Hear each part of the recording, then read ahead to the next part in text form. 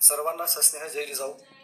मराठा सेवा संघाचा कक्ष असणाऱ्या संत नामदेव तुकाराम वारकरी परिषद आयोजित संत विचार पर्व 2020 च्या आज 7व्या पुष्पामध्ये आपणा सर्वांचं स्वागत आहे.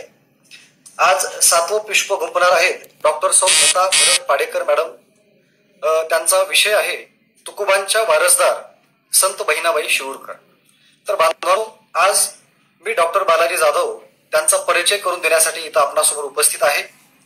त्यांचं संपूर्ण नाव आहे डॉक्टर सौ लता भरत पाडेकर मुळे. त्यांचं शिक्षण झालेलं आहे MA इंग्रजी, MA मराठी, MAd आणि PhD. त्या नोकरीला आहेत लोकनेते यशवंतराव चव्हाण महानगरपालिका विद्यानिकेतन क्रमांक 6 नवी खडकी येरवडा पुणे येथे शिक्षिका म्हणून कार्यरत आहेत.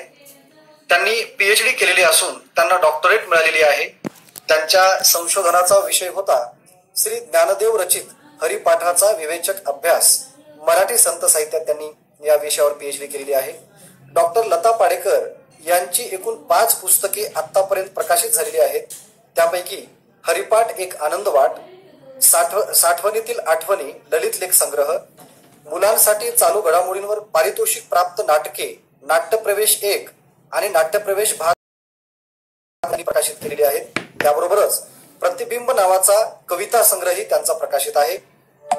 त्यांनी आकाशवाणी व बालचित्रवाणी साठी संहिता लेखन केलेलं असून आकाशवाणी आणि बालचित्रवाणीवरील विविध कार्यक्रमात त्यांनी सहभाग नोंदवलेला आहे. डॉक्टर लता पाडेकर यांनी विविध वर्तमानपत्र मासिकांमधून लेखन केलेलं आहे.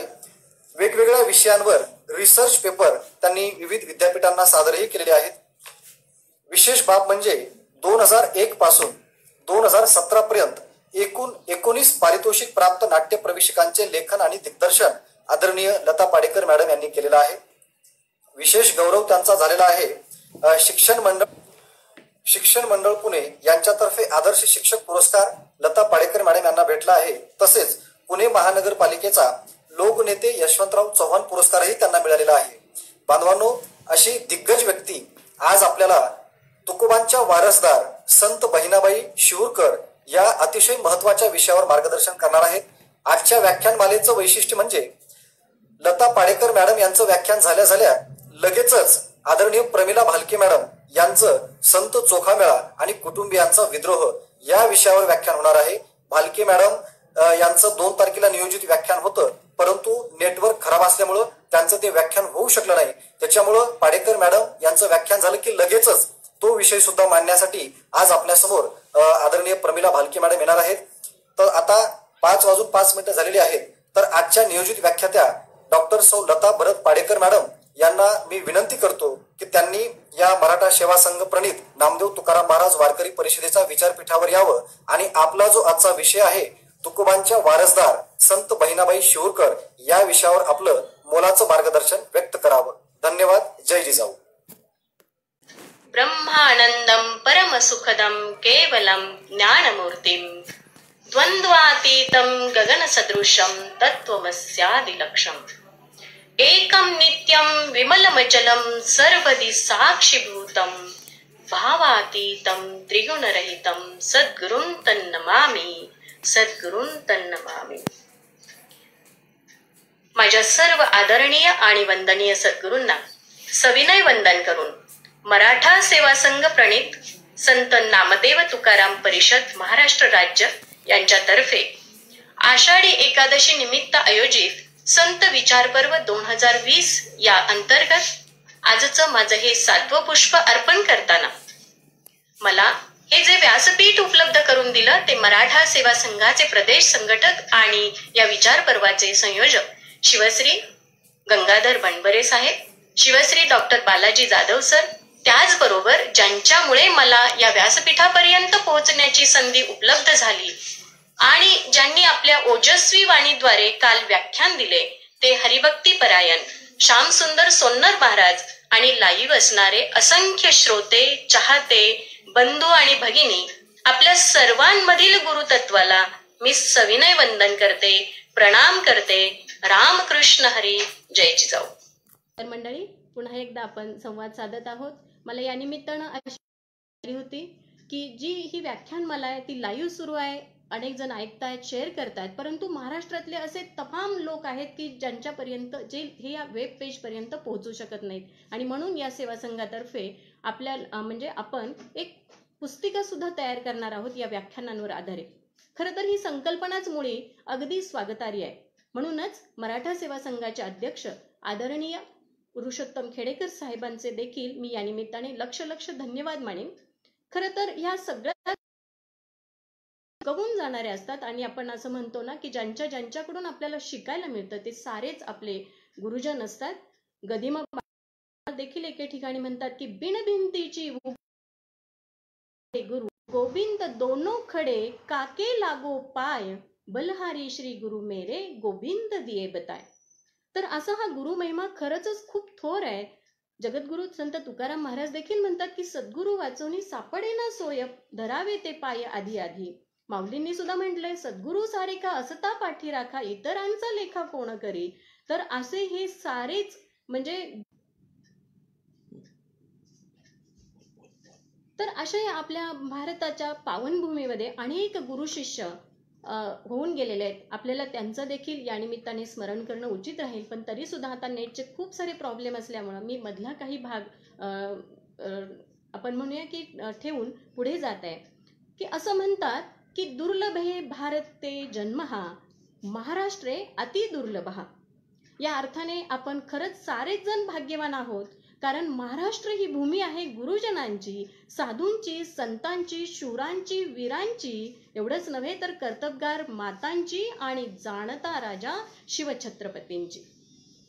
पावन भूमी खरं सांगू ही भूमी कशी आहे तर पावन भूमी, पवित्र भूमी, महन मंगल भूमी, भावभक्तीने नमितो आम्ही प्रिय बालके आम्ही. इथे जन्मले नामा ज्ञाना अनसारे संत मुनी, अभंग ओवी भारुडासह टाळ मृदंग काणी. बीजे येथे संस्काराची पेरली जाती नामी, भावभक्तीने नमितो तुझला प्रिय बालके आम्ही. शिवरायांच्या पराक्रमाने पुलकित होते माती, मुक्ता जना बहिणा यांनी जोडली कित्येक नाती. समतेचा अन ममतेचा झरा झिरपे अंतर्यामी, भावभक्तीने नमितो तुझला प्रिय बालके आम्ही. जयांच्या कार्याने जाहला स्वराज्योत्सव साजरा, जयांच्या कार्याने जाहला स्वराज्योत्सव साजरा, राजमाता जिजाऊ अन शिवरायांना मानाचा मुजरा. आपल्या जाज्वल्य इतिहासाची पाने ही संग्रामी, भावभक्तीने नमितो तुझला प्रिय बालके आम्ही. पावन भूमी, पवित्र भूमी, महन मंगल भूमी.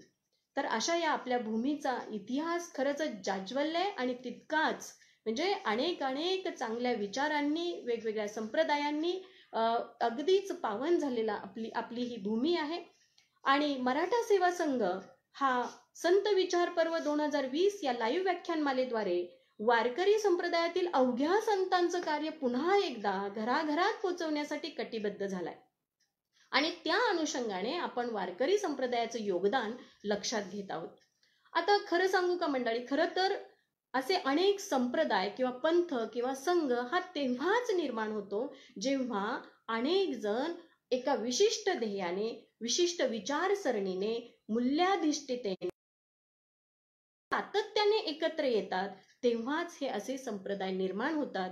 त्या एकत्र येण्यामध्ये जर सातत्य असेल ना तरच ते समूह अगदी गतिशील होतात. अन्यथा हे समूह स्थितिशील होतात, लय पावतात किंवा इतर संप्रदायांमध्ये ते विलीन होतात. आपल्या सर्वांना ठाऊक आहे की भारतामध्ये अगदी प्राचीन, मध्ययुगीन आणि अलीकडच्या कालखंडामध्ये असे अनेक संप्रदाय निर्माण झाले. मग ते जैन असेल, बौद्ध, महानुभाव, नाथ संप्रदाय असेल, वारकरी संप्रदाय, लिंगायत संप्रदाय, सुफी संप्रदाय, दत्त, वैष्णव किंवा समर्थ संप्रदाय, असे खूप सारे निर्माण झाले. आणि या संप्रदायांमधून लोकांना मानवतावाद, भूतदयावादी दृष्टिकोन, विश्वबंधुत्व, करुणा, सत्यनिष्ठा, विवेक, चारित्र्य, नैतिकता या सगळ्या मूल्यांच्या अधिष्ठानातून हे संप्रदाय खरं तर वाढत गेले, विस्तारत गेले, एकमेकांना पूरकही ठरले. कारण मार्ग जरी यांचे वेगवेगळे होते तरी भक्ती हा सर्वांचा एक मूळ गाभा होता असं मला वाटतं. आपण लहानपणापासून ऐकत आलोय, वाचलंय, म्हणत आहोत की तुम हो अल्लाह, तुम हो ईसा, बुद्ध अहुरा हो तुम्ही, तुम हो शंकर, तुम हो विष्णू, राम कृष्ण ही हो तुम्ही, सृष्टिकर्ता ईश प्यारे, एक हो तुम एक हो. पण असं जरी असलं तरीही जेव्हा जेव्हा आपल्या भारतावर परकीय आक्रमण झाली तेव्हा तेव्हा हा भारत देश दुभंग राखण्याचं काम, हा भारत देश, हा आपला खंडप्राय देश अभंग राखण्याचं काम हे वारकरी सांप्रदायिक संतांनी केलंय, असं आपल्या सर्वांचंच एकमत आहे. त्याबरोबरच धर्म आणि कर्मकांडाच्या अतिरेकामुळं नाडलेल्या बहुजन समाजातील लोकांना, अनेक या सगळ्या आपण म्हणूया की तळागाळातल्या लोकांना हा वारकरी संप्रदाय वर्धिष्णू करण्यासाठी 18 पगड जातीचे मंडळी, वेगवेगळ्या जाती धर्मातून आलेले सारे संत यांचे आपल्यावर खूप खूप सारे ऋण आहेत.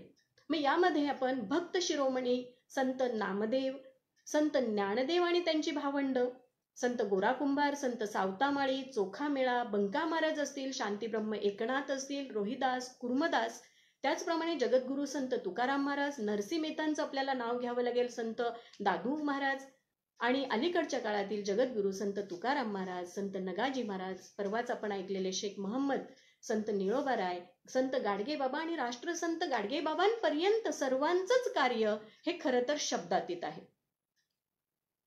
राष्ट्रसंत तुकडोजी महाराज अगदी सुंदर एका ठिकाणी आपल्याला सांगतात की आओ कोई भी पंथी, आओ कोई भी धर्मी, आओ कोई भी पंथी, आओ कोई भी धर्मी, सब देवता समाता मंदिर ये हमारा, आओ सभी मिलेंगे समुदाय प्रार्थना में, तुकड्या कहे अमर है मंदिर ये हमारा.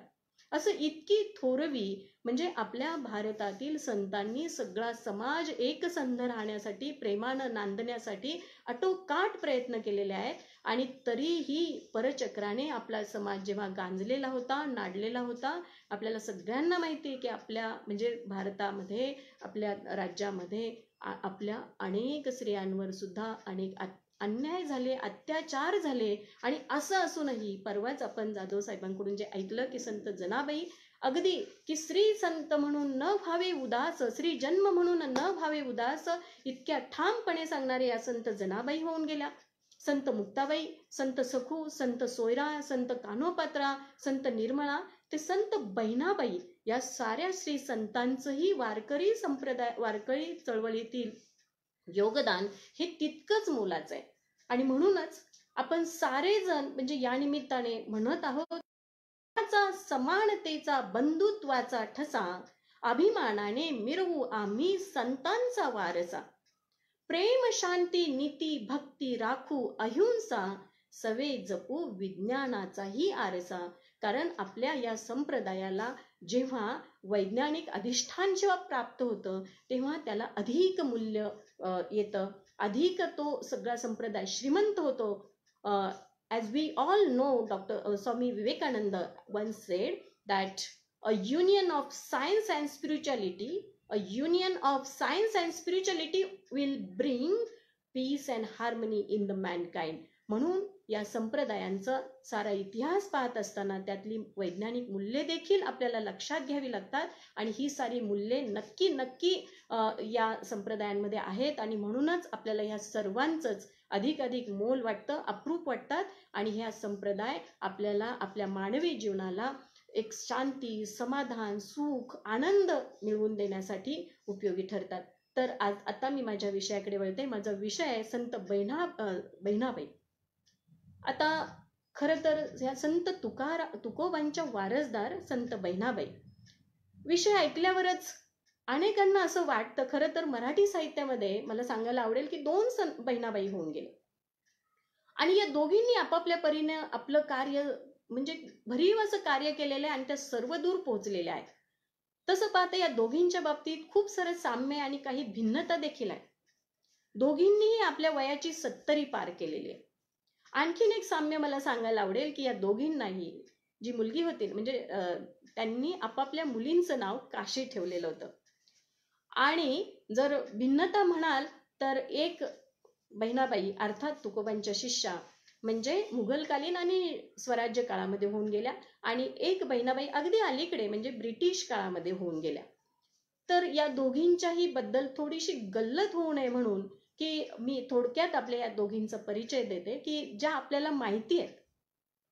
एक अलीकडच्या बहिणाबाई नथुसिंग चौधरी, सोपानदेवांच्या मातोश्री, जळगावच्या या म्हणजे खानदेशी कवयित्री म्हटलं तरी चालेल. अहिराणी बोलीतल्या आपण त्यांच्या अनेक कविता ऐकल्यात.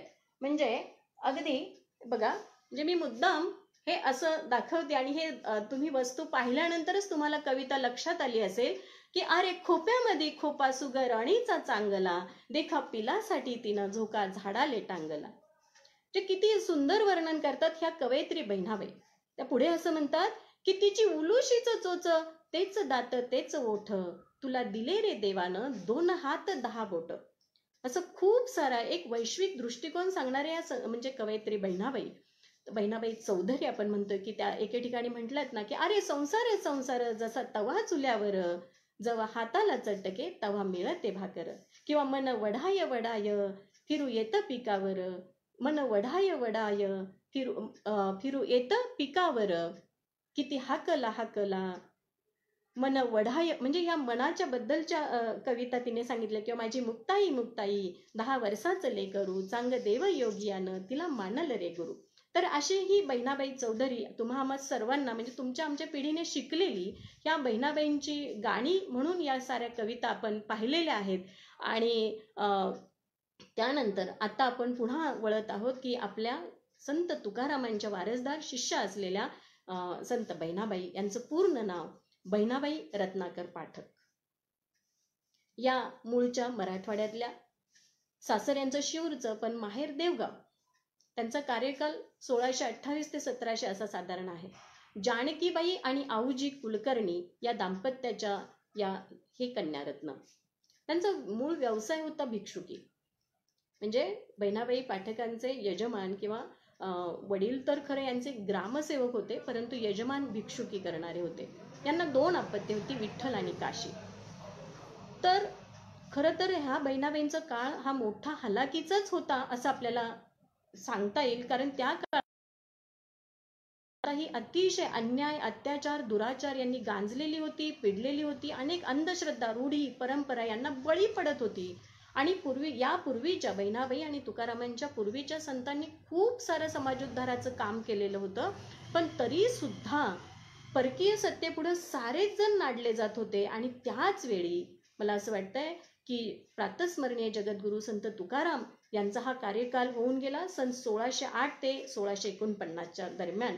तर या संत तुकारामांनी नामभक्तीनं आणि मऊ मेणाहुणी आम्ही विष्णुदास, प्रसंगी वज्रास भेदू ऐसे अशा दृढ आत्मविश्वासाने समाज जागृतीचं काम हाती घेतलं होतं. ल.रा. नासिराबादकर एके ठिकाणी असं म्हणतात की संत तुकारामांचा विचार आणि वाणीचा प्रभाव लोक माणसावर पडत होता. त्यांच्या प्रेरणा आणि स्वप्न साक्षात्कारानं संत निळोबा, महिपती किंवा कचेश्वर ब्रह्मी यांनीही भक्ती मार्गातील भावविश्व फुलवलं. पण अधिक भाग्याच्या कोण असतील तर त्या बहिणाई आहेत, कारण त्यांना संत तुकारामांचा साक्षात बोध आणि कीर्तन श्रवणाचा लाभ झाला. परंतु मंडळी, मला तरीही असं वाटतं की ज्या गुरु शिष्यांच्या जोड्यांबद्दल आपण जर म्हणू तर नामदेवांची शिष्या जनाबाई, ज्ञानदेवांच्या शिष्या मुक्ताबाई किंवा महानुभव संप्रदायातल्या चक्रधर स्वामींच्या शिष्या महदंबा, रामदास स्वामींच्या शिष्या वेण्णाबाई यांना जितक्या मोकळीकतेने किंवा अधिकाधिक सहवास ह्या गुरु शिष्यांचा एकमेकांशी झाला, परंतु संत तुकाराम आणि संत बहिणाबाई यांना मात्र जनमानसात मोकळेपणानं वावरता आलं नाही. ही सारी खंत तुम्हा आपल्या सर्वांनाच. आणि ती का त्यांना मोकळेपणाने वावरता आलं नाही हे तुम्हालाही माहिती आहे की त्या काळातली सामाजिक परिस्थिती. आणि तरीही असं असतानाही ही बहिणा म्हणजे तुकारामांच्या शिष्या की वारकरी संप्रदायाच्या कळसावरील साक्षात फडकती ध्वजा बनू शकली. नवे त्या तुकोबांच्या वारसदार म्हणून बनल्या. आपण ओळखतोय त्यांना. आणखीन एक या बहिणाबाईंचं वैशिष्ट्य म्हणाल तर आता यापूर्वी बहिणाबाईंच्या अगोदरही अनेक संत कवयित्री होऊन गेल्यात. आपल्याला माहिती आहे की संत मुक्ताबाई असतील, जनाबाई असतील, नामदेवांची आई, पत्नी, बहीण, सुना ह्या सगळ्या जणी म्हणजे काव्य करत होत्या, अभंग लिहित होत्या. कान्होपात्राचे अभंग आपल्याला माहिती आहे, संत निर्मळांचे अभंग आपण ऐकलेले आहेत, की तरी सुद्धा की जसं आपण म्हणतोय की बघा किती सुंदर ओवी आहे. सुंदर माझे जाते ग, सुंदर माझे जाते ग, फिरे बहुतुके, ओव्या गाऊ कौतुके तू ये रे बा विठ्ठला, ओव्या गाऊ कौतुके तू ये रे बा विठ्ठला. सासू आणि सासरा धीर तो तिसरा, सासू आणि सासरा धीर तो तिसरा, ओव्या गाऊ भरतारा तू ये रे बा विठ्ठला. म्हणजे संत जनाबाईंनी इतक्या गोड ओव्या लिहून ठेवल्यात. मी मुद्दाम ही ओवी घेतली कारण मागील 2-3 व्याख्यानांमध्ये त्यांच्या अनेक अभंगांचा उल्लेख येऊन गेला, म्हणून मी द्विरुक्ती टाळण्यासाठी जनाबाईंचं हा गोड अभंग किंवा ओवी घेतलेली आहे. किंवा एके ठिकाणी संत सोयराबाई सुद्धा म्हणतात की अवघा रंग एक झाला, रंगी रंगला श्रीरंग, अवघा रंग एक झाला, रंगी रंगला श्रीरंग, मी तू पण गेले वाया, पाहता पंढरीच्या राया. अवघा रंग एक झाला, रंगी रंगला श्रीरंग. किंवा आपल्याला हेही आठवतंय, या संत कवयित्री म्हटलं की लगेच आपल्या लक्षात येतं, योगी पावन मनाचा साही अपराध जनाचा, योगी पावन मनाचा साही अपराध जनाचा, विश्वरागे झाले वन्नी, संत सुखे व्हावे पाणी, शब्द शस्त्र झाले क्लेश, संती मानावा उपदेश, विश्वपट ब्रह्मदोरा, ताटी उघडा ज्ञानेश्वरा. अशा अनेक आपल्याला या संत कवयित्रींच्या रचना आपल्याला गाव्याशा वाटतात, ऐकवायशा वाटतात, आपल्याला त्या मार्गदर्शक ठरतात. मग बहिणाबाईंचं वेगळेपण काय, तर बहिणाबाईंनी देखील अनेक अभंग रचलेले आहेतच, परंतु बहिणाबाईंच्या बद्दल असं म्हटलं पाहिजे किंवा म्हटलं जातं की बहिणाबाई या पहिल्या आत्मचरित्रात्मक संत कवयित्री आहेत. म्हणजे बाकीच्याही संत कवयित्रींनी चरित्र सांगितली, परंतु आत्मचरित्र लिहिणाऱ्या या संत बहिणाबाईंचा उल्लेख केला जातो. अगदी जर त्यांचं चरित्र पाहायला गेलं तर खरं तर बहिणाबाईंची गाथा नावाने हा सारा ग्रंथ प्रसिद्ध आहे. पहिल्याच अभंगामध्ये बहिणाबाईंनी अगदी गुरुशिष्य परंपरा सांगितली की ज्ञानदेवांची गुरुशिष्य परंपरा काय आहेत, आणि मग नंतर तुकारामांची गुरुशिष्य परंपरा काय, आणि शेवटी त्या म्हणतात की मी स्वतः तुकारामांची शिष्य आहे. आणि मग दुसऱ्या अभंगात अगदी जणू एखाद्या आपल्या मैत्रिणीशी सखीशी हितगुज साधावं, गप्पा माराव्यात, त्या पद्धतीने बहिणाबाई व्यक्त होतात. आणि त्या म्हणतात की देव गाव माझे माहेर साजनी, देव गाव माझे माहेर साजनी, वेरूळ तेथोणी पूर्वभागी, देवांचा समूह सर्व जया ठाई, मिळतला असे पाही देवभाव. म्हणजे आपल्या लक्षात येते खरं तर आता हे आपण GPS वगैरे लावलं की लगेच आपण देवगाव कुठे, औरंगाबाद वगैरे हे सगळं शोधून काढू, पण बहिणाबाईंनी अगदी ठळक खून सांगितली आहे की त्या म्हणतात वेरूळ तेथोणी पूर्वभागी. म्हणजे औरंगाबाद जिल्ह्यातील कन्नड तालुक्यातील, कन्नड हे तालुक्याचं नाव आहे बरं का, कन्नड तालुक्यातील गोदावरी नदीच्या उत्तरेला आणि घृष्णेश्वर या ज्योतिर्लिंगाच्या आणि वेरूळच्या पश्चिमेला हे देवगाव आहे. आणि खरं तर पूर्वी आता सगळीकडेच म्हणजे जन्मल्यानंतर भविष्य पाहण्याचं कितीही आपण म्हटलं की ही अंधश्रद्धा आहे, हे नाही पाहिलं पाहिजे, परंतु पहिल्यापासून ते भविष्य पाहिलं जात आहे. बहिणाबाईंचंही तसं भविष्य आऊजी आणि जानकीबाई कुलकर्णी यांनी पाहिलं, आणि भविष्यकारांनी अगदी खरं उत्तम भविष्य सांगितलं होतं. ते असे म्हणाले होते की हिला खूप सारं आयुष्य असेल, म्हणजे दीर्घायुष्य असेल, आणि ही भक्तवेडी असेल. त्या लिहून ठेवतात की ते ज्योतिषी काय म्हणाले, होईल कल्याण तिचेनी तुमचे, देवलसी काही भाग्याची होईल. म्हणजे देवलसी म्हणजे ही भक्तवेडी होईल किंवा देवभक्त होईल, असं तिचं भविष्य सांगितलेलं असतानाही तिच्या जीवनात घडलेला अतिशय एक हृदय विदारक प्रसंग, मंडळी, बहिणाबाई आपली अवघी 3 वर्षाची होती, म्हणजे शिशु अवस्थेत होती, आणि तिथे त्या 3ऱ्या वर्षी तिचं लग्न झालं. ठीक आहे, बालविवाह आपल्याला मान्य आहे. कोणाशी झालं?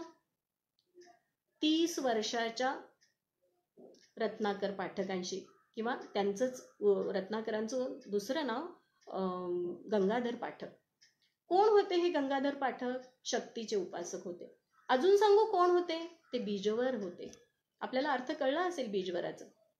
बघा, बहिणाबाई लिहित आहेत म्हणजे याला प्रमाण आहे की बहिणाबाई स्वतःच्या गाथेमध्ये त्यांनी लिहून ठेवलंय, द्वितीय संबंधित वरुषा तिसाचा नोवरा भाग्याचा भाग्यवंत.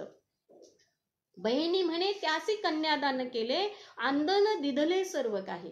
म्हणजे बघा आता या काव्यामध्ये किंवा या ओळींमध्ये खरं तर आदर आहे नवऱ्याबद्दल, पण उपरोध सुद्धा आहे आणि सरळ सरळ निर्मळ मनाची व्यथा सुद्धा आपल्याला पाहायला मिळते. आणि पुढे दुसऱ्या ओळीत त्या असं म्हणतायत की आंदन दिधले सर्व काही. आता आंदन म्हणजे आता हे खरं तर अलीकडच्या मंडळींना, म्हणजे माझ्या वयाच्या मंडळींना हे आंदन किंवा द्वितीय संबंधी, बीजवर, हे सारे शब्द परिचित आहेत. पण नवीन लोकांना मला सांगायला आवडेल की आंदन म्हणजे की एक प्रकारचं काही दुसरं नसून हुंडाच. म्हणजे लेकीला जेव्हा आपण सासरी पाठवतो त्याबरोबर श्रीधन म्हणून बाहेरून ज्या काही गोष्टी दिल्या जातात ते सारं. आणि हे काय काय दिलं तर बहिणाबाई म्हणते की दिले सारे काही. म्हणजे मूळचे हे जे कोणी तिचे वडील होते ते खरं तर देवगावचे ग्रामलेखक होते, कुलकर्णी होते. आणि या मंडळींनी आपल्या लेकराबद्दल बरोबर असा मी व्यवहारच म्हणेन हे, की 3ऱ्या वर्षाच्या मुलीचं 30 वर्षाच्या बीजवराशी असं लग्न करावं. आणि पुढे व्हायचं तेच झालं. अर्थात की आंदन दिले सर्व काही. यांना म्हणे रोजीरोटीलाही काही साधन उरलं नाही. त्यांना कर्ज झालं, भाऊबंदांशी भांडणं व्हायला लागली आणि अक्षरशः गावातून निघून जाण्याची वेळ येऊन ठेपली.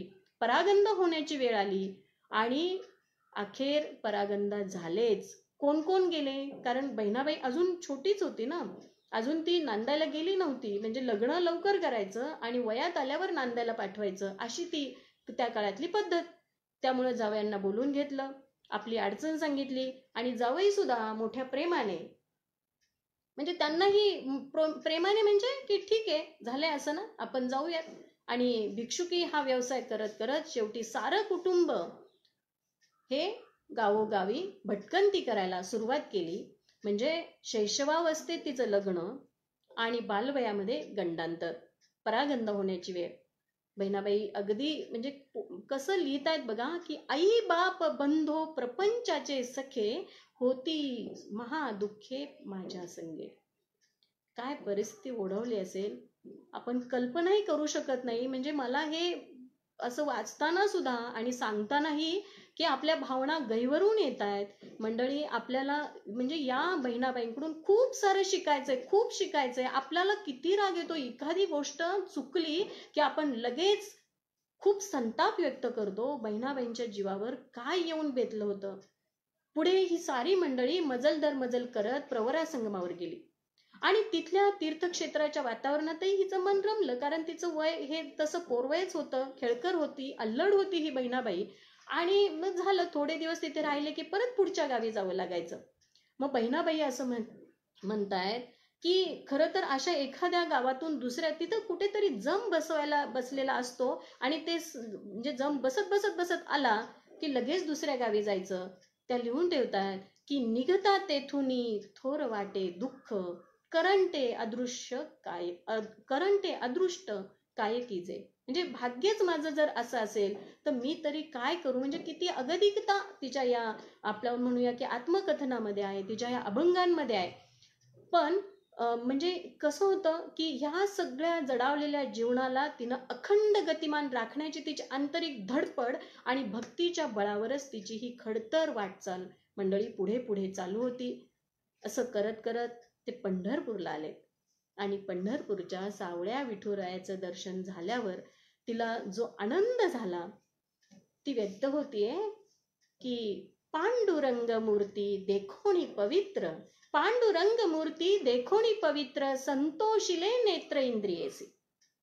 मला असं वाटतं की इथे आपल्याला संत तुकारामांच्याही अभंगाची नक्की आठवण झाली असेल की सुंदर ते ध्यान उभे विटेवरी, करकटावरी ठेवूनिया.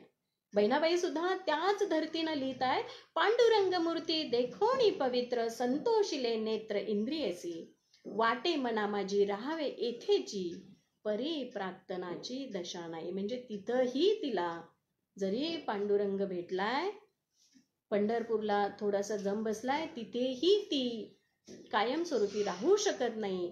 तिला जिथे तिथे तिच्या प्राक्तनाची दशा आडवी येत होती आणि भिक्षेवर मार्ग क्रमून मिळेल तिथे आश्रयाला ही सारी मंडळी जात होती.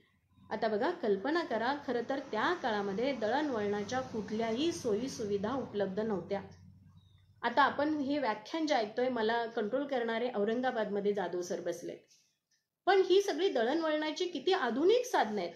आणि आपण सारे कुठून कुठून महाराष्ट्राच्या कानाकोपऱ्यातून या व्याख्यानात सहभागी झालेला आहेत असं मला म्हणेल. पण बहिणाबाईंच्या त्या काळामध्ये दळणवळणाच्या कुठल्याही सोयी सुविधा नाही. बहिणाबाईच काय, साऱ्याच संतांनी, म्हणजे नामदेवांनी तर पंजाब पर्यंत तीर्थयात्रा केली आहे. खूप म्हणजे आपण अंतर्मुख होतो हे सारं पाहून, ऐकून, वाचून, आणि म्हणजे अनुभवायचं तर लांबच राहतं. तर कोणी माहितगार बरोबर नसताना हे सारं त्यांचा हा जो प्रवास आहे, खरं तर अगदी आपण म्हणूया की हा एक मोठा, म्हणजे काय, एक वेगळ्या दृष्टीने जर आपण पाहिलं तर किती हलाखीचं आणि अवघड असं हे त्यांचं जगणं आहे.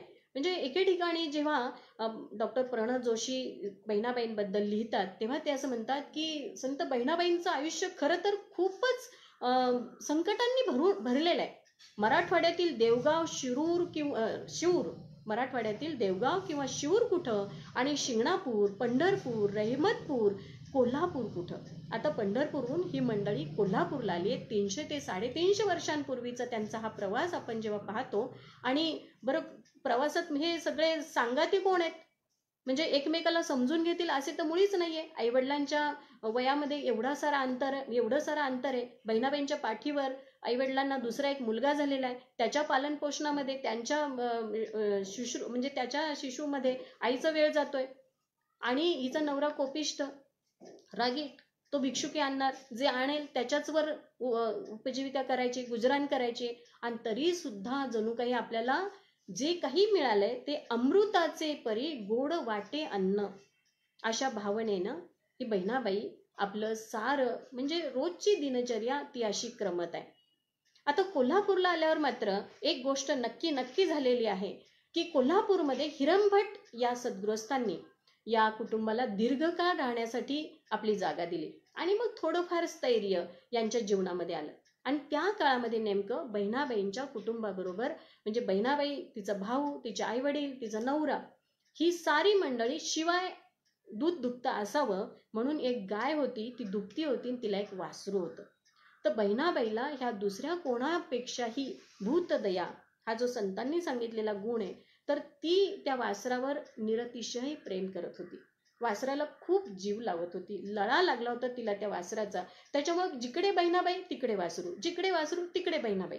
आणि हे सारं होत असताना कोल्हापूरमध्ये जयराम स्वामी हे कथा कीर्तन सांगणारे एक गृहस्थ होते, आणि खूप सारे लोक त्यांची कथा कीर्तन ऐकायला जात असत. मी हे मुद्दाम सांगते कारण अनेक संतांच्या आयुष्यातल्या खूप साऱ्या घडामोडी आपल्या, म्हणजे वारकरी संप्रदायातल्या मंडळींना हे बहिणाबाई शिरूरकर नक्की माहिती आहेत. परंतु मला असं म्हणायचंय की फक्त वारकरी संप्रदायाशीच निगडीत असलेले मंडळी हे व्याख्यान ऐकत नाहीयेत. खूप साऱ्या वेगवेगळ्या विभागांतूनही मंडळी आपण श्रवण करताय, आणि म्हणून मी हे आवर्जून सांगते की त्यांच्या जीवनातल्या काही ठळक घडामोडी, तर बहिणाबाई आणि वासरू हे जणू काही एकरूप झालेले होते. आणि मग बहिणाबाई सुद्धा कथा कीर्तन ऐकायला जेव्हा जाऊ लागली, तिला कथा कीर्तनही आवडत होतं, वासरूही आवडत होतं. कथा कीर्तनाला बसायचं म्हणजे वासरू घेऊन कसं जायचं, बहिणाबाई गेल्यानंतर वासरू बाहेर राहत नव्हतं, वासरू म्हणजे वासराबरोबर बाहेर थांबली तर कथा कीर्तन ऐकता येत नव्हतं. म्हणजे ही सगळी गोष्ट शेवटी जयराम स्वामी म्हणाले, ठीक आहे, वासराला म्हणजे घेऊन येऊन बसत जा. आणि मग सगळ्यांनाच म्हणजे हा एक चर्चेचा विषय झाला. तर पण असं झालं की तिचा जो नवरा होता तो कोपिष्ट होता, रागीट होता, पण ह्या वासराला आणि बहिणाबाईला एकत्र पाहून त्या म्हणतात की थोडंसं त्यांच्या मनामध्ये प्रेम निर्माण झालं. त्या लिहितात की भ्रतार रागीट नावडीची तया परी त्यासी माया उपजली. कोणामुळं? वासरामुळं. म्हणो असो तुला नाही मुलबाळ, म्हणजे बहिणाबाईला मुलबाळ नव्हतंच, अजून लहानच होती ती. हाची तुझा खेळ जाण म्हणे, म्हणजे हेच तुझं बाळ असं समजून तू राहतीयस, चांगलं वाटतंय. तुझंही आवडी कथा पुराणाची, संगती फुकाची तुझं झाली. कथा कीर्तन ऐकायला हे मंडळी बाकीचे तर कोणी जात नव्हते. खरं तर बहिणाबाईंचं म्हणजे आयुष्य आपण भांगेत तुळस म्हणावं की काय, म्हणजे माफ करा मी थोडा मोठा शब्द वापरते, पण खरंच म्हणजे या बहिणाबाईला भक्ती रसाची इतकी ओढ होती आणि घरातल्या कोणाच मंडळींना असू नये याच्याबद्दलही खूप वैषम्य मला सतत वाटत राहिलेलं आहे. तर अशा पद्धतीने हे गाय वासरू आणि बहिणाबाई हे ऐकायला जात आहेत, कथा कीर्तन आणि प्रवचन. आणि जयराम स्वामी जेव्हा कथा सांगायचे किंवा कीर्तनं सांगायचे तर कीर्तनामध्ये आवर्जून ते संत तुकारामांचा अभंग निरूपणासाठी घेत असायचे. आणि मग आता हे संत तुकारामांचे अभंग म्हणताच बहिणाबाईंना माहिती नाही, परंतु अंतरातून त्या अभंगांबद्दल खूप ओढ वाटू लागली की ते अभंग मुळातच भक्तिरसाने अगदी परिपूर्ण होते. आणि जयराम स्वामींची सुद्धा तुकारामांवर निष्ठा असल्यामुळे ते देखील अगदी छान म्हणजे रसाळ वाणीने हे अभंग विवेचन करत असत. आणि मग असं बहिणाबाईंना खूप ते अभंग ऐकताना ती तल्लीन व्हायची, समरस व्हायची आणि अभंग आतुरतेने समजून घ्यायची. त्या लिहितायत पुढे की ऐसी ज्यांची पदे तो मज भेटता जीवास या होता तोष बहु. म्हणजे ज्यांची ही पद आहेत, ज्यांचे हे अभंग आहेत, ते जर मला भेटतील तर माझ्या मनाला खूप तोष होईल, हर्ष होईल, आनंद होईल, माझे मन उन्मेषून येईल. बहिणी म्हणे येती सुखाचे डोलवे. मी सारे शब्द वापरले, त्यापेक्षा बहिणाबाई काय म्हणतात की बहिणी म्हणे येती सुखाचे डोलवे आणती अनुभव जाणती जे. तर म्हणजे त्या बहिणाबाईंची ही अशी सारी पारमार्थिक भक्ती पाहून जयराम स्वामी देखील तिची ती भक्ती पाहून प्रभावित होतात, तिला ते दिलासा देतात, आत्मविश्वास देतात. पण ही सारी उत्कट भक्ती तिच्या यजमानांना, तिच्या पतीला, तिच्या नवऱ्याला अजिबात मान्य नव्हती. आणि तिच्याबरोबर ते वासरू बसतंय हे इतरांनाही मान्य नव्हतं. कोणीतरी तक्रार केली असेल, चुगली केली असेल, काहीतरी झालं असेल. परंतु एक दिवस एवढा संताप झाला की तिच्या त्या निर्दयी पतीने बहिणाबाईला, नुसतं बहिणाबाईलाच नाही तर वासरालाही म्हणे खूप चोपून काढ, म्हणजे हाच शब्द आहे, खूप मारलं, मारझोड केली. आणि वासरू बिचारं छोटंसंच होतं, बहिणाबाई तरी काय छोटीशीच होती. म्हणजे एक साधारण त्या वेळी ती म्हणजे काय म्हणू की आपण नुकतीच किशोरावस्थेमध्ये गेली असेल. तर ह्या सगळ्या प्रकारामुळे झालं असं की बहिणाबाई बेशुद्ध झाली, वासरू तर मूर्छित झालं आणि शेवटी वासरू मरून गेलं. वासराच्या गायीने हंबरडा फोडला आणि बहिणाबाई मनातून खूप नाराज झाली. तिला वासरू गेल्याचं प्रचंड दुःख झालं आणि तरी सुद्धा आला दिवस ती कंठत होती आणि निकराने आणि संयमाने पुढचा दिवस ढकलत होती. ध्यानीमनी म्हणजे तिच्या सतत आता एकच आस होती की सद्गुरू भेटीची आणि सद्गुरूंचं दर्शन व्हावं. एवढ्या एकाग्रतेने ती संत तुकारामांचं आता चिंतन करू लागली होती. आणि एके दिवशी असं ती सांगतेय, त्या लिहितायत की स्वप्न दर्शनात संत तुकारामांचं तिला म्हणजे स्वप्नामध्ये तुकारामांचं दर्शन कशा पद्धतीने, तर त्या वर्णन करतात की अमृत पाजिले चवी अनारीसी साक्ष ज्याची त्यासी मना माझी. बहिणी म्हणे ऐसी कृपा सद्गुरूची तुकारामे साची पूर्ण केली. पण शक्ती उपासक पाठकांना तिच्या या म्हणजे एकतर ते पाठक म्हणजे उच्च कुलीन ना, आणि त्या पतिदेवांना ही गोष्ट कशी पटावी ना, आजही पटेल असं मला वाटत नाही, त्या काळी तर नाहीच पटली. आणि तिची हरिकथा, पुराण म्हणजे कीर्तन ऐकणं हे काही यांना पसंत पडेना आणि त्यांच्या मनात एक संशयाचं भूत कायम मानगुटावर होतं. आता मध्ययुगीन युगामध्ये नवऱ्यापेक्षा बायको श्रेष्ठ हे कोणत्या म्हणजे पतीला पटावं ना, आणि म्हटलं तर हा पुरुषाचा अपमानच. मग जयराम स्वामींनी तिची समजूत काढली त्यांनी, कारण जयराम स्वामींना कळून चुकलं होतं की ही थोडी अधिक जास्तीची भक्ती करणारी ही मुलगी आहे. ते म्हणतात की योगभ्रष्ट हिची साधने बळकट, तू हिसी कष्ट नको करू, स्वधर्मेची तुझी करील ही सेवा, उद्धरील जीवा आपुलिया. अरे तू हिला कष्ट देऊ नकोस, तीच तुझी सेवा करणार आहे. पण परिणाम उलटाच झाला. भजन कीर्तन तिचं बंद व्हावं असं पाठकांना वाटत होतं. नाही म्हटलं तरी आता बहिणाबाई थोडी मोठी झाली होती, शहाणी झाली होती आणि गरोदर सुद्धा होती. आणि त्याच्यामुळे पाठकांना वाटत होती तिने आपल्या संसारात आता लक्ष घालावं. आता खरं तर तुम्ही विचार करा की गरोदर होती, यावरूनच तुम्ही समजून घ्या की ही घरातही तसं लक्ष देत होती, परंतु भक्ती रसामध्ये तिला अधिक ओढ असल्यामुळे ती सतत चिंतन करत होती. म्हणजे चुका करण्यापेक्षा चुका न करता ती मौनामध्ये अधिकाधिक राहत होती. पण पाठकांना हे पटत नव्हतं.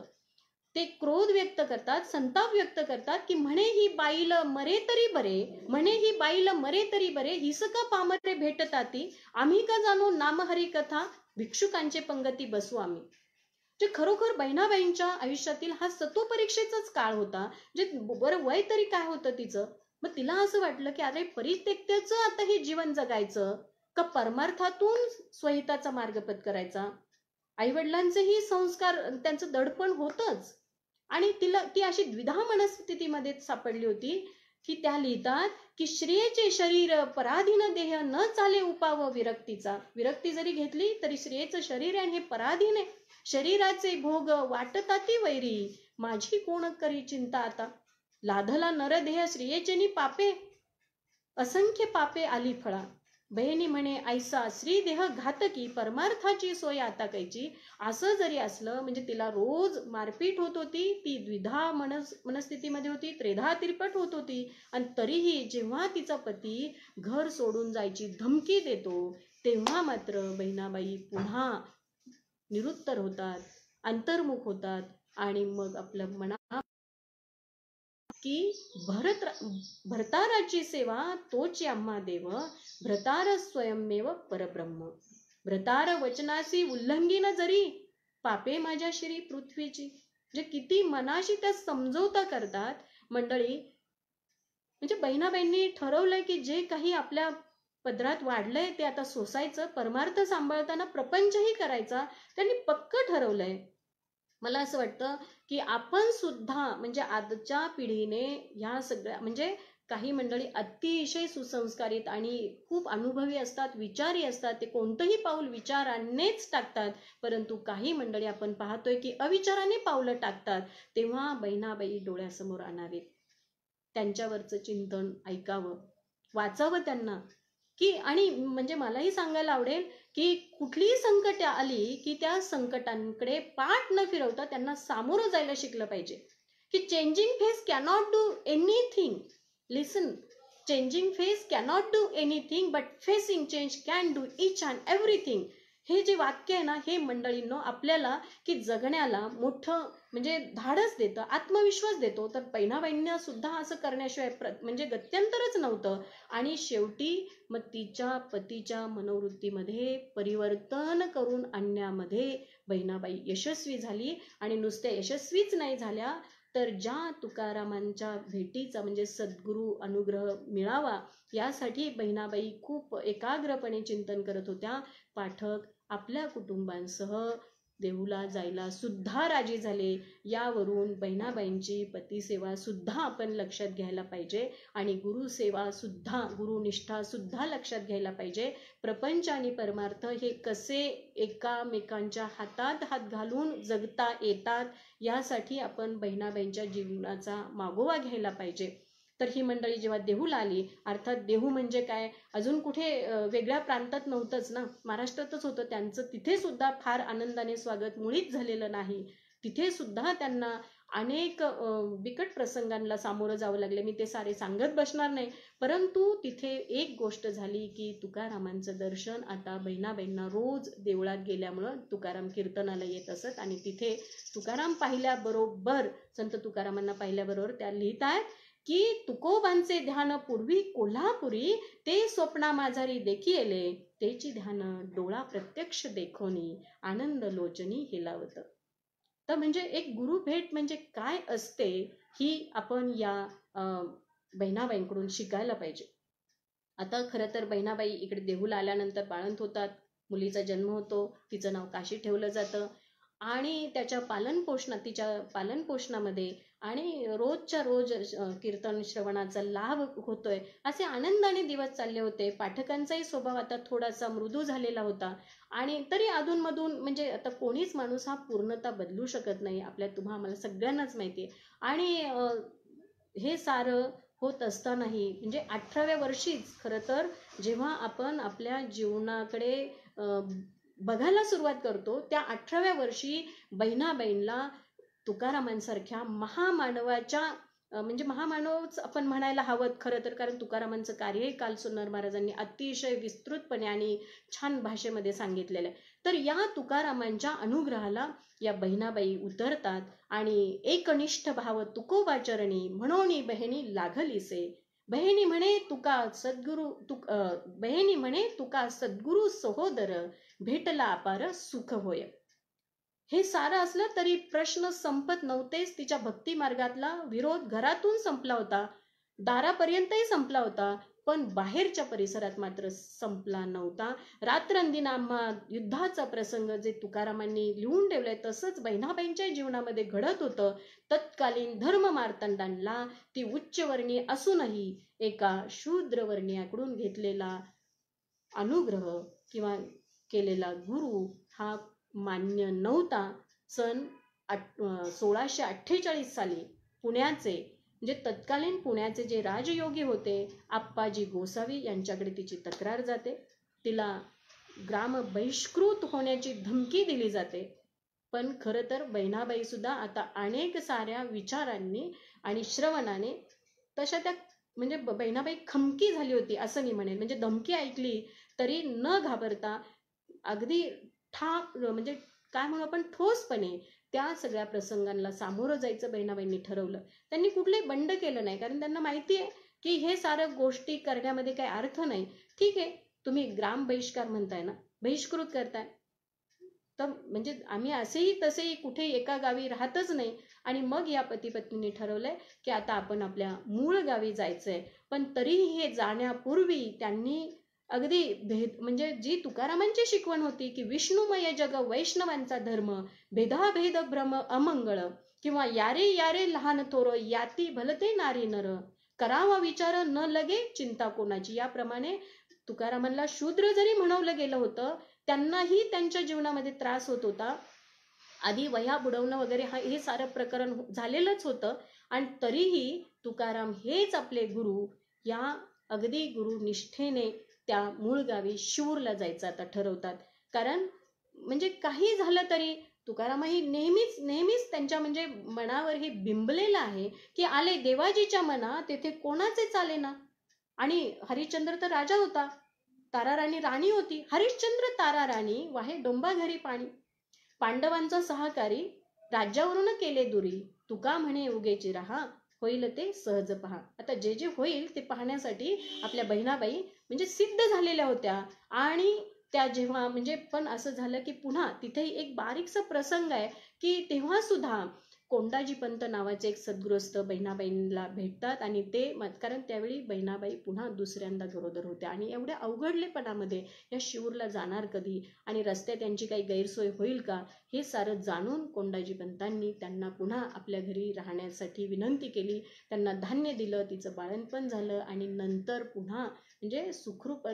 त्याच्या अगोदर तिचे आई वडील देवगावी मात्र गेलेले होते, आई वडील आणि भाऊ. आणि आता हे दोघे जण त्यांची 2 अपत्य म्हणजे मुलाचं नाव ठेवलं विठ्ठल, कारण तुकारामांच्या साऱ्या अभंगांचा प्रभाव म्हणूया आपण. तर लेक काशी आणि विठ्ठल या मुलांना घेऊन ती आपल्या मूळ गावी म्हणजे शिवूरला जाते. आणि म्हणूनच यापुढे बहिणाबाई शिवूरकर म्हणून आपण ओळखत आहोत.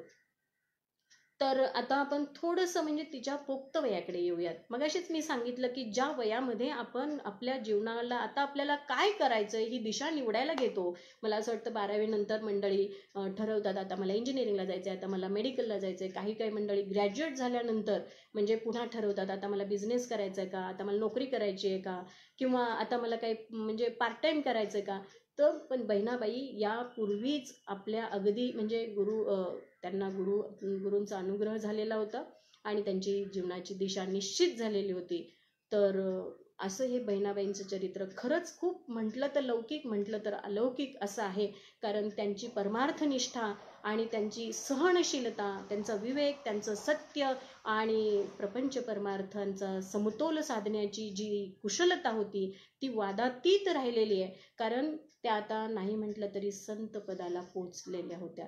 आणि संतांची व्याख्या त्या स्वतः देखील करतात. अनेकांनी संतांची व्याख्या केली. काल आपण ऐकलंय की संत कोणाला म्हणावं वगैरे वगैरे, की पण बहिणाबाई सुद्धा सांगतात की संत तेची होती खरे, विश्वंभरी आवडले, नित्य बसे शांती अंगी, प्रेम भरी रंगले, कृपा दृष्टी जगावरी, विषयांवरी भर नाही, बहिणी म्हणे तया ध्याता, आले हाता परब्रह्म. म्हणजे विषयांचं ज्यांना सुख वाटत नाही आणि पांडुरंग परमात्म्याशी, देवाशी एकरूपता साधताय, ज्यांच्या मनामध्ये प्रेम आहे, करुणा आहे, शांती आहे, हे सारे संत असं बहिणाबाई सुद्धा म्हणतात. आणि म्हणून संत तेच असतात की जे स्वतः आपल्या अनुभवांनी तावून सुलाखून इतरांना एक प्रेरणादायी मार्ग दाखवतात. संत तुम्ही आम्ही म्हणतोय, पाहिलंय की संत सर्वांच्याच जीवनामध्ये वसंत फुलवणारे असतात. तर अशा या संत पदाला बहिणाबाई पोचली असं आपण का म्हणू शकतो? खरं तर इतकं म्हणजे परमार्थाची आवड नसणारा तिचा हा नवरा, तिचा हा पती, त्याचा तिने राग केला नाही, त्याग केला नाही. उलट तो जेव्हा घर सोडून निघून जातो, तर निघायचा निर्णय घेतो, तर तेव्हा तिने स्वतःची भक्ती आणि शक्ती पणाला लावून त्याचं मन जिंकायचा प्रयत्न केलेला आहे. म्हणून मला असं वाटतं की बहिणाबाई ह्या सुद्धा संत पदाला पोचलेल्या होत्या. कारण फक्त परमार्थ नाही, फक्त प्रपंच नाही. म्हणजे माऊली सुद्धा एके ठिकाणी म्हणतात की सायाचं करीसी प्रपंच दिननिसी, हरिसी न भजसी कोण्या गुणी, किंवा जे जे उचित अवसरे करोनी प्राप्त, ते कर्म हेतू रहित जाण सदा. तर म्हणजे ज्या ज्या चांगल्या गोष्टी आहेत त्या तिने यानंतरच्या आयुष्यामध्ये आपल्या अवतीभोवतीच्या लोकांना सांगायचा प्रयत्न केला. विशेषतः तिने अनेक अभंग रचना केल्या. म्हणजे तुकाराम असतील, एकनाथ असतील, त्यांच्यासारखी भारुडं लिहिली, सौरी, फुगडी, पिंगा, असे खूप सारे आरत्या त्यांच्या प्रसिद्ध आहेत. त्यांचे काही श्लोक प्रसिद्ध आहेत. त्या एके ठिकाणी म्हणतात की प्रपंच परमार्थ चालविती समान, तिनेच गगन झेलियेले. त्यांच्या दृष्टीने हे वाक्य खूप महत्वाचं, त्यांच्या जीवनाचा हा गाभा आहे की प्रपंच परमार्थ चालविती समान, तिनेच गगन झेलियेले. आता यानंतर म्हणजे आपण म्हटलं तर बहिणाबाईंनी खरं तर समाज सुधारण्यासाठी, लोकांना मार्गदर्शन करण्यासाठी, प्रबोधन करण्यासाठी खूप खूप साऱ्या म्हणजे रचना केलेल्या आहेत. परंतु आज मी या ठिकाणी अत्यंत कमी वेळामध्ये वज्रसूची या एका तिच्या धाडसाच्या कामाकडे आपण लक्ष देऊयात. काय होती ही वज्रसूची? वज्रसूची नावाचा एक ग्रंथ होता. तो होता संस्कृत ग्रंथ होता. कोणी लिहिला होता?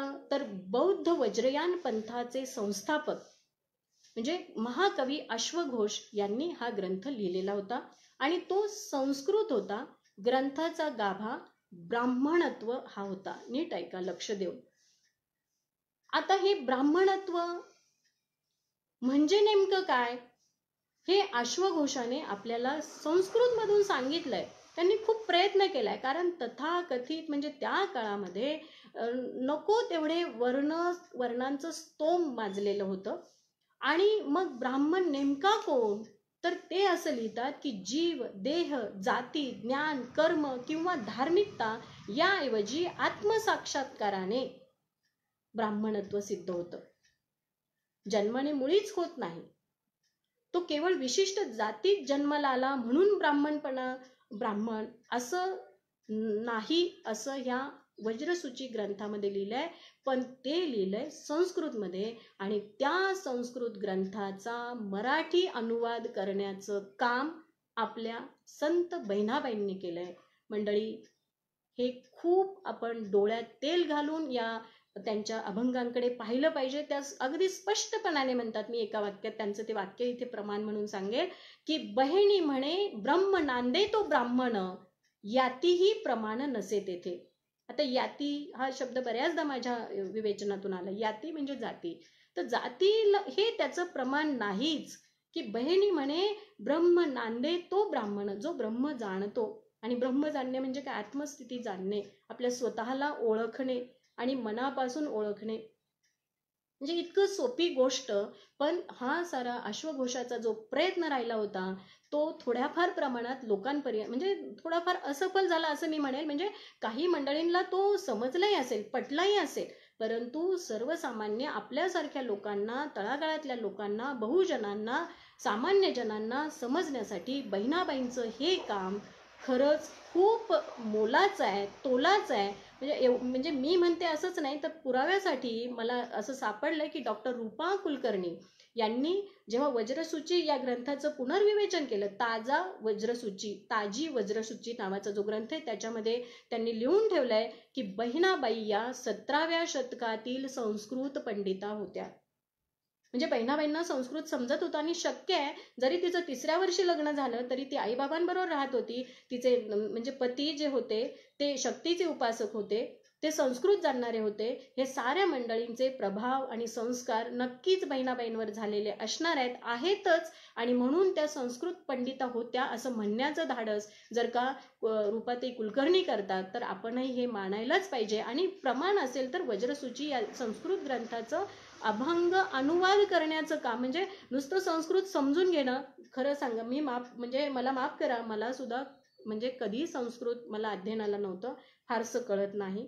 पण संस्कृत म्हणजे समजून घेणं आणि त्याच्यावर अनुवाद करणं हे आजच्या काळातही तसं मी म्हणेल की आव्हानाचं काम आहे. आणि हे आव्हान बहिणाबाईंनी समर्थपणे पेललंय. आणि त्या वज्रसूचीचं मराठी अभंग अनुवाद आपण आता तरी सर्वांनी लक्षात घ्यायला पाहिजे.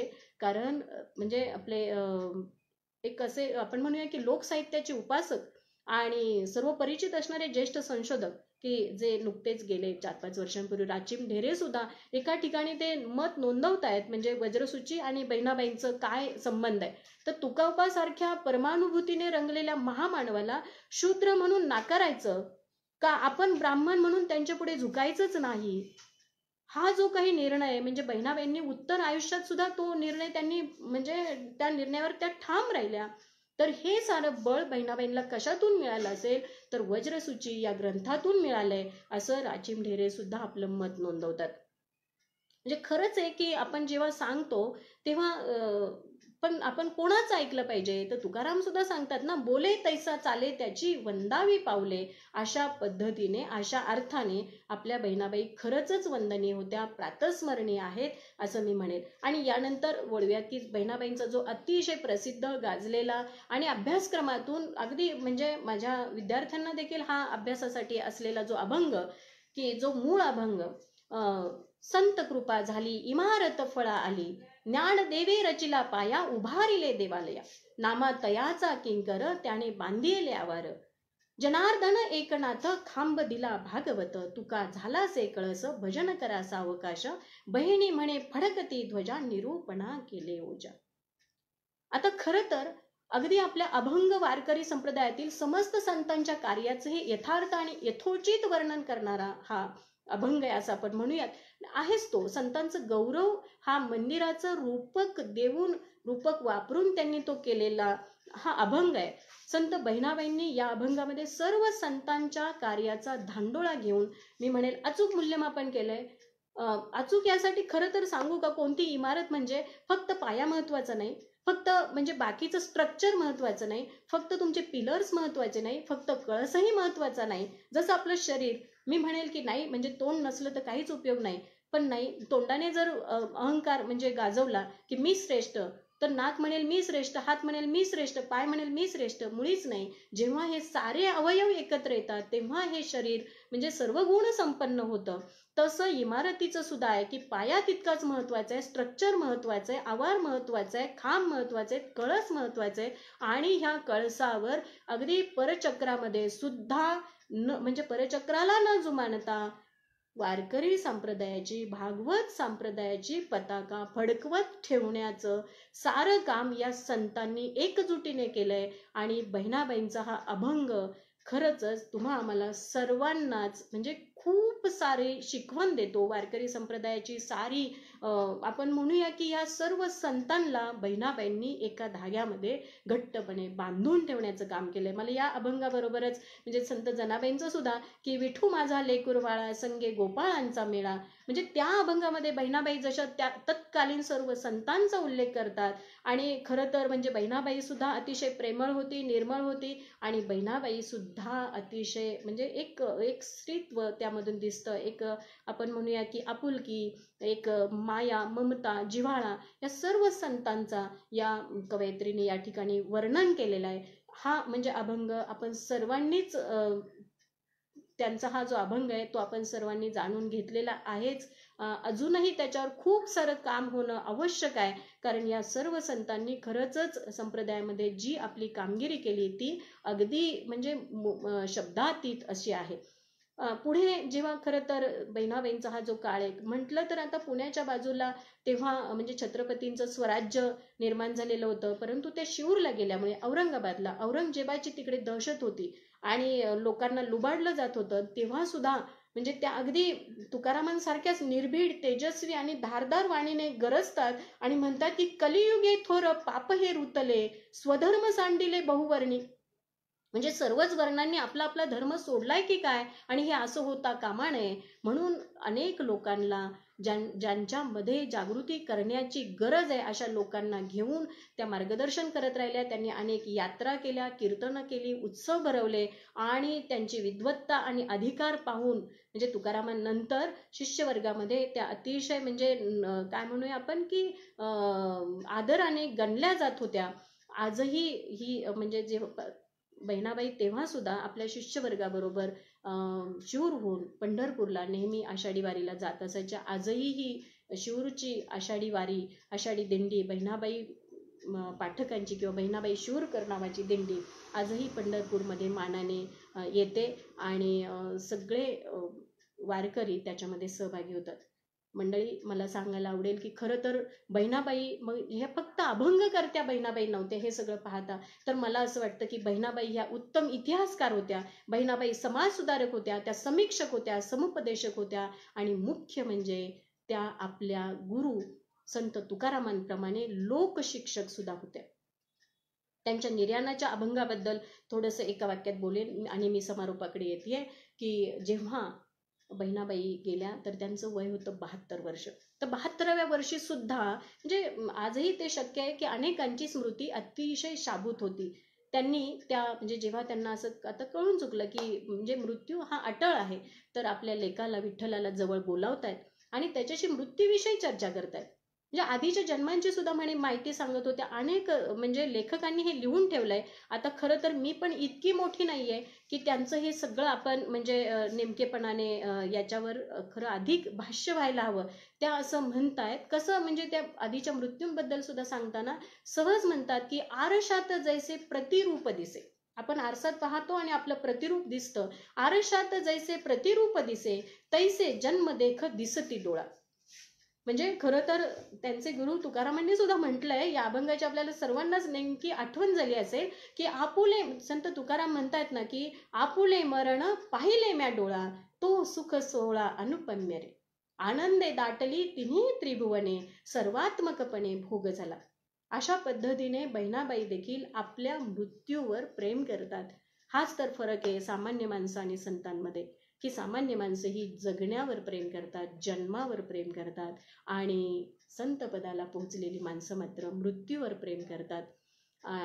हे आपल्याला तिच्या या वाक्यातून, तिच्या या प्रसंगातून लक्षात येतं. मृत्यूनंतरचे सुद्धा उत्तरक्रिया कशा कराव्यात, माझे आधीचे 5 योग कसे होते वगैरे वगैरे ते विठोबाला सांगतात, लिहून घ्यायला सांगतात. आणि मग त्यांचे जे गुरुबंधू होते निळोबा, ज्यांना तुकारामांचा स्वप्न दृष्टांत झालेला होता, तर ते सुद्धा या बहिणाबाईंच्या बद्दल जे विशेषण वापरतात ते म्हणतात की बहिणाबाई म्हणजे मूल ब्रह्म स्वरूपिणी होत्या. बहिणाबाईंचे शिष्य कवी दीनबंधू आपल्या आरतीमध्ये बहिणाबाईंचा उल्लेख हा योगाब्जिनी सरोवर असा करतात. आणि अलीकडच्या बऱ्याच लेखकांना परिचित असलेले संत गुलाब महाराज मात्र म्हणतात की बाईंचं हे वेदांत ज्ञान पाहून आमच्या स्वतःच्या ज्ञानाच्या अकुंठितपणाची आम्हाला लाज वाटते. म्हणजे बहिणाबाईंचं मोठेपण हे काय होतं हे आपण सगळ्यांनीच या निमित्ताने लक्षात घ्यायला पाहिजे. मला असं वाटतं की बहिणाबाईंच्या खरंच म्हणजे बहिणाबाईंच्याच काय तर आपल्या आयुष्यात सुद्धा मंडळी की आपण चांगल्या गोष्टींची बेरीज केली पाहिजे, सद्गुणांचा गुणाकार केला पाहिजे, वाईटाची वजाबाकी केली पाहिजे आणि दुर्गुणांचा तर भागाकारच केला पाहिजे.